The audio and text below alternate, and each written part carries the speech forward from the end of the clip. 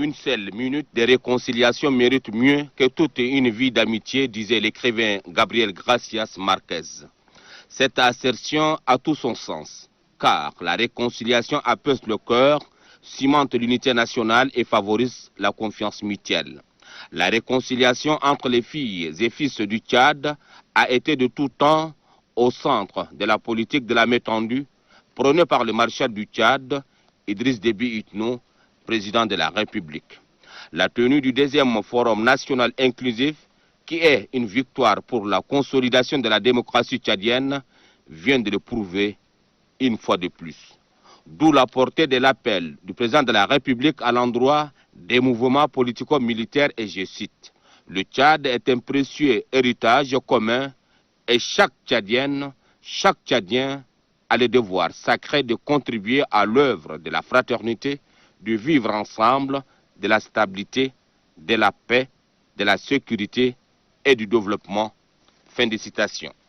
En réitérant cet appel aux frères en exil, le maréchal du Tchad tient mordicus à l'union sacrée du peuple tchadien. Pour lui, la construction du Tchad nécessite la contribution de tous ses fils. Il faut exempter le pays de tout conflit pouvant freiner son développement. Plus qu'un appel de cœur, ce message du président de la République est fondé sur le patriotisme et l'amour de la mère patrie. C'est tout le mérite de cette tribune de dialogue national entre l'ensemble des Tchadiens qui se sont concertés librement et démocratiquement sur l'avenir de leur bien commun, le Tchad, bien entendu.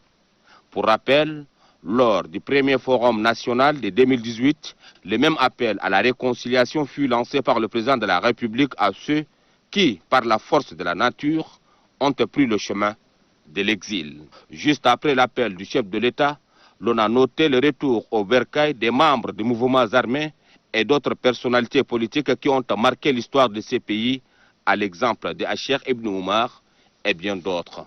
2 ans plus tard, Abdelwahid About, lui aussi, a répondu favorablement à la politique de la main tendue prônée par le premier magistrat du Tchad pour participer au développement socio-économique de son pays. Les Tchadiens viennent une fois de plus de prouver qu'ils sont bien matures et capables de régler eux-mêmes leurs problèmes internes. Qui cherche la paix l'obtient forcément.